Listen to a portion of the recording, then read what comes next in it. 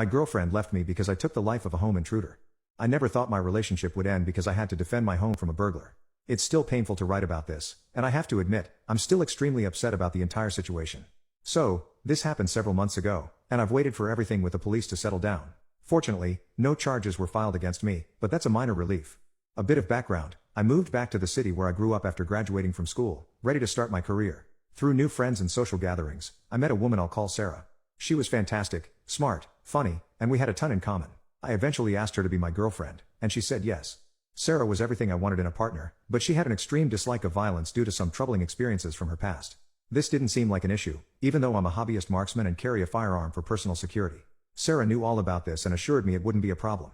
Everything was going great until her landlord kicked her out of her apartment. I gladly offered her a place to stay with me in my house, which I shared with 2 housemates.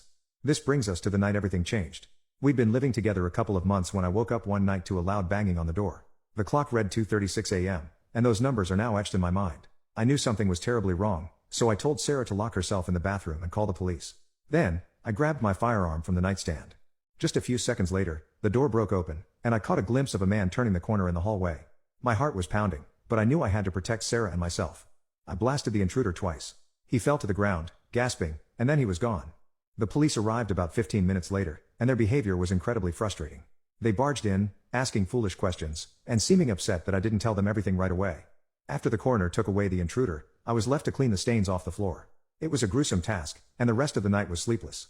In the following days, I struggled to come to terms with what happened. Although I felt no guilt over my actions, seeing the intruder as a threat rather than a person, the event shook me. Sarah was utterly distraught. She left to stay with her parents, and a few days later, she called me. After a long conversation, she told me she couldn't continue our relationship. The fact that I had unalived someone was too much for her to bear.